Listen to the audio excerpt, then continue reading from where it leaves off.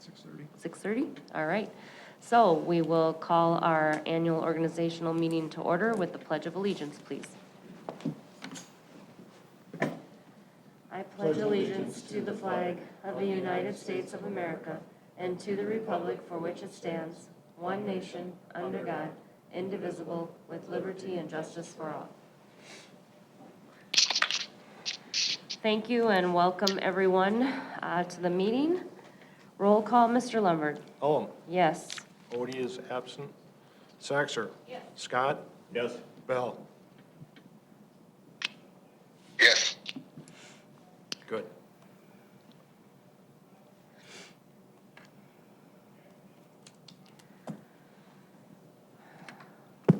Welcome visitors, guests, and media. We'll now turn it over to Mr. Lundberg for the swearing in and oath of office. Okay, I'll ask Renee to stand. Renee is entering, what term is this? I was I trying think to read. it's 6. 6 terms. It's a long-standing board member that she'll be instated for another 3 years. And I'll present you with your oath of office. Do you, Renee Holm, having been elected with no opposition to the office of school board member for the Brandon Valley School District, solemnly swear that you will support the Constitution of the United States and the Constitution of the State of South Dakota, and you will faithfully and impartially, to the best of your ability and knowledge, perform all the duties of the said office as provided by law? I will. Congratulations. Thank you very much. And then Mr. Bell, as we talked, this is a little awkward that swearing in oath of office over the telephone, but we'll go through it. Congratulations to you on your first term. Thank you. Do you, David Bell, having been elected with no opposition to the office of school board member within and for the Brandon Valley School District, solemnly swear that you will support the Constitution of the United States and the Constitution of the State of South Dakota, and that you will faithfully and impartially, to the best of your knowledge and ability, perform all the duties of the said office as provided by law? I will. Very good. Congratulations. Thank you.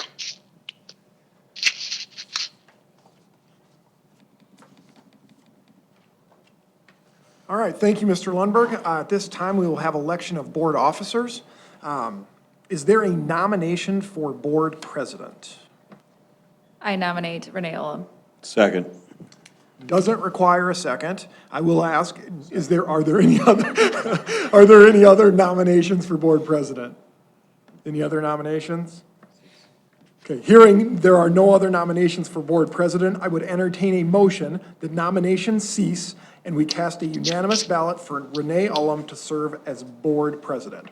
So moved. So moved. I have a motion by Saxer. Second. I have a second by Member Scott. All in favor, say aye. Aye. Aye. All opposed, same sign. Congratulations, President Olem. Thank you very much. All right, is there a nomination for vice president? I nominate Greg Odie. Okay. Are there any other nominations for vice president? Everybody's so quiet. Hearing no other nominations for vice president, I would entertain a motion that nominations ceased and cast a unanimous ballot for Mr. Greg Odie to serve as vice president. So moved. Motion by Bell, Second. second by Saxer. All in favor? Aye. Opposed? Motion passes. Thank you. And we will congratulate him when he's back from his meeting. Thank you very much. All right, that takes us to approval of the agenda. If there are no changes that need to be made, I would entertain a motion to approve the agenda as presented, please. So moved. Second. There's been a first and a second. All those in favor? Aye. Opposed? Motion passes. Thank you. Conflict of interest disclosure and waiver request? Thank you, Madam Chair. As I have previously in past years, submit a waiver identifying for transparency to the Board of Education and the public that my wife works as a long-term substitute nurse within the Brandon Valley School District. She's paid in accordance to the Brandon Valley School District substitute schedule. Would certainly request approval. Ultimately, you have the ability to approve the waiver. deny the waiver or, yeah. I move to accept the waiver. Second. There's been a first and a second to accept the waiver as presented. All those in favor? Aye. Opposed? Motion passes. Thank you. Okay, item number 1, adoption of regular procedures for the 2022-2023 Board of Education meetings. I would entertain a motion to approve items 1 through 14 as presented, please. So moved. Second. There's been a first and a second. All those in favor? Aye. Opposed? Motion passes. Thank you. 2 sets of regular meeting minutes there for your review, one from June 13th, one from June 27th. If there are no questions, I would entertain a motion to approve those as presented, please. So moved. There's been a first and a second. All those in favor? Aye. Opposed? Motion passes. Thank you. No community input, I believe, was on the agenda for this evening. So that takes us to our financial items, bills and claims. Mr. Lundberg. Okay, for the month of July, a large dollar amount, not a large volume, $3,250,000 of invoices presented to you guys for payment. I would entertain any specific questions you had. A lot of reoccurring first of the year type of things that we have. In here, I'm paging through to see if I had any highlighted. Doesn't look like I had any earmarked. On page 9, the early retirement benefits, we pay that into another fund and then pay that money out of that fund. That's why how that shows up there. There's over $1 million of debt service payments too in this total. So $3,250,000 of total bills, $16,000 of pay vouchers, and $25,000 of food service bills. Thank you. If there are no questions for Mr. Lundberg on the bills and claims, I would entertain a motion to approve those as presented, please. So moved. Second. There's been a first and a second. All those in favor? Aye. Opposed? Motion passes. Thank you. Takes us to our financial report. Mr. Lundberg, whenever you're ready. Okay, I'll be real brief here. We'll just have to note the June cash report, the end of our fiscal year, $20,520,000 coming in. We had receipts in June of just over $4 million and disbursements of $4,422,000. Left $20,148,000 of actual cash on hand. 8.9, just under 9 million is in the general fund, 7.6 in the capital outlay fund, 2 million in the special education fund, 1.5 million in the bond redemption fund, 26,000 in the enterprise fund, and the capital projects fund is closed out. You can see that in the body of the cash report, 581,000 going into the bond redemption fund, coming out of the capital projects fund to close that out. The 4,049,000 is itemized on the next 2 pages. Investment report is pretty minimal, a little bit better next month. Payroll and benefits, $2.2 million of payroll in the month of June. And then the financial reports, which pretty much were covered in the budget hearing. These they're a little bit less than what I was showing in the budget hearing, and the fact that we have the payables and the salaries payable to get in there, so.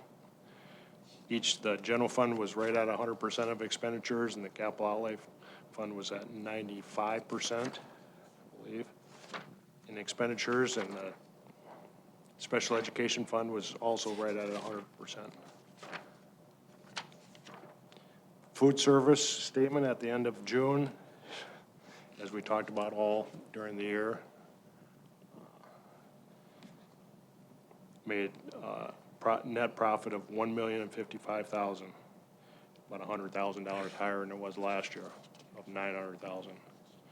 Total, due to the increased funding from the federal government. As you saw in the budget, that'll change next year a little bit. Expenses are going up, and our funding will go down. Trust and agency accounts, $169,000 of amount held for others. And then the capital projects fund, the final one, $185 a square foot.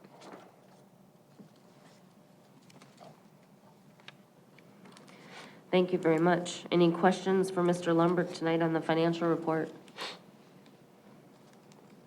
Hearing none, I would entertain a motion to approve the financial report as presented, please. So moved. Second. There's been a first and a second. All those in favor? Aye. Opposed? Motion passes. Thank you. That takes us to our general business items. First thing we have is under administration reports, Administrative Center, Superintendent Larson. Thank you, Madam Chair. Bus passes and ridership notification is available to our families. There are 3 open house dates. One has passed, but we have an open house date coming up on the 21st and the 29th of July from 4 to 8 p.m. Relevant to note that the deadline to purchase your bus pass and or confirm ridership is Friday, July 29th. If you do not make that cutoff, you're not able to ride until October. So absolutely critically important for folks to work through that process if they plan on utilizing school district transportation services. Would note we have sent out 2 previous communications, and tomorrow morning we will also have a phone call and an email message go to all of our respective families on that topic. In addition to that, tomorrow's communication will also speak to the importance of completing the free and reduced meal application. That is available, and that became available today.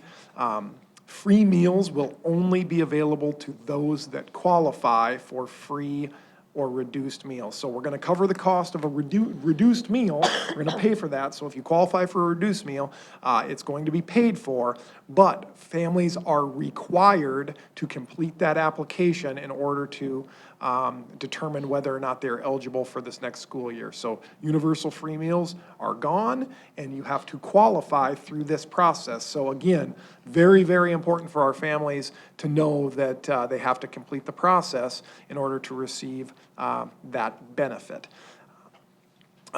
Joint conference is scheduled for August 4th and 5th. Appreciate our Board of Education members that are able to make that work and have let us know we've got you registered, so look forward to that professional learning opportunity. Accreditation will take place on November 22nd. It is a desk audit with the Department of Education. We're excited about next year's professional development plan. The information that we gleaned from BV Listens 2.0 led us administratively to develop a collaborative learning community process for our staff for the next few years. The 3 big ideas of our CLCs is a focus on learning, a focus on collaborative teamwork, and a focus on student achievement, ultimately providing our staff with the gift of time to work together on what they prioritize is necessary in those 3 various focus areas. Summer reading program, I would note it's not too late for our kids to complete the summer reading program. Siouxland Library, as well as Pizza Ranch, are sponsors for that program, so would certainly encourage our kids to avoid the summer slide and get to reading here for this last month of our summer break. The academic calendar is something that we're going to start to talk about. August 16th is new staff in service. We then have 3 full days of in-service and workshop with our staff. August 24th is our first day for students grades 1 through 12 in the Brandon Valley School District. Friday, August 26th is the first day for our kindergarten kiddos. If you can remember back, this is one of the COVID positives. If we would think about something that we stole from that we are continuing to utilize, our kindergarten family visits on Wednesday and Thursday has been wildly successful and been very impactful on a number of platforms. One is it gives our kindergarten families a real nice opportunity to have some individualized time and get to meet their teacher and get comfortable. In addition to that, it gives our transportation department an opportunity to run all of our bus routes without our 4 and 5-year-olds who are the hardest ones to get going in the right direction. So it's been very, very beneficial for our staff across the district and also for our kiddos. So that's a process that we'll continue to utilize. And then Monday, August 29th is the first day for our early childhood education program. High school edition, schedule overview, no changes ultimately to the schedule in terms of big ticket items. Priorities have been laid out: general classrooms, ground floor special education services, sciences classrooms, maximize our land usage, upgrading our east facility face, minimizing our impact of parking. None of that has changed throughout the project. Would note that we have a centralized communication hub that will become very, very important for us here as we work through the next month and a half to 2 months with traffic flow, bus loop, parking, all of those various things. So we have a centralized location where families can go and get all of that information located in one spot. Then I just did provide a couple of images here for the Board of Education in terms of an update. What you're looking at here is the ramped hallway. Ultimately, what we have going on here is a slight change to the elevation of that ramped hallway and the construction of ultimately a firewall or some firewall doors that are necessary and or required. So that's in progress, and that'll be buttoned up prior to August 15th. Teacher lounge, future teacher lounge classroom. So this would be an image of what used to be the entrance to our teacher's lounge. Ultimately, now it's a masonry wall, and behind that is new restrooms. So that will be new restrooms that will be entered in from the side here to your right. So ultimately, they're in the process of beginning the construction of those restrooms behind that masonry wall. So this is Brady Olson's classroom, formerly Mr. Rothenberger's classroom. Would note that we had to bring that wall in just a bit to make certain that the restrooms were the appropriate size for ADA compliance, etc. Would note that the wall is in, it's awaiting paint, and then that room is ready to go for the ensuing school year. So that room is complete and ready to go. Classroom 115 is a classroom that will be a future restroom and also a corridor that connects our existing building to the new hallway, the new classroom addition. That is closed for this school year, so there will obviously be no kids or staff utilizing this as a learning space. As you can see, it has been sealed off, and ultimately they've started the process for restroom plumbing, etc. Drainage swale work is in progress. This is on the east side of the high school. You can see the drainage swale. This ultimately will take stormwater and it'll throttle back stormwater prior to entering the split rock drainage system. So there will be 2 drainage swales on the east side there, and you can see those are in progress. You can see there's the inlet there at the bottom of that photo. Again, another drainage swale, image of the drainage swale in place. We were able to move that drainage swale just slightly to save those respective trees, so that was a win in our eyes.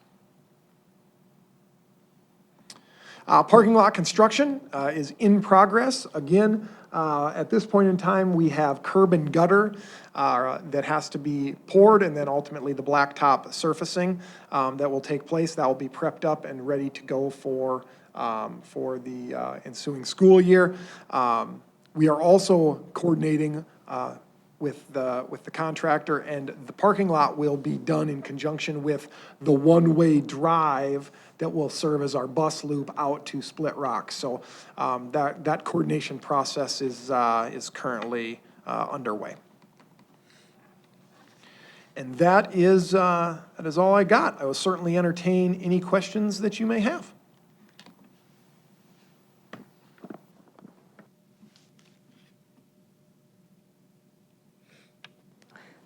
Thank you very much, Superintendent Larson.